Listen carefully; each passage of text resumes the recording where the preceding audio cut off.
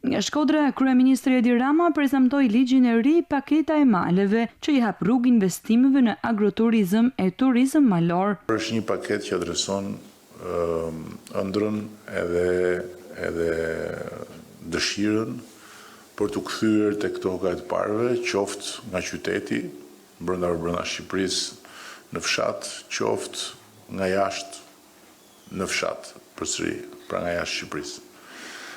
Dhe për të investuar aty, kursimet ose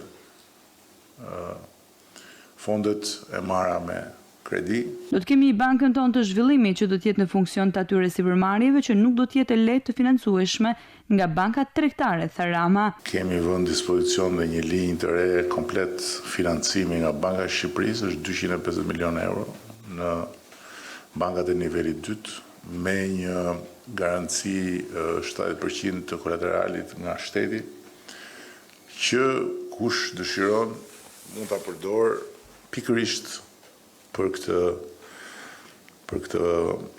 paketë.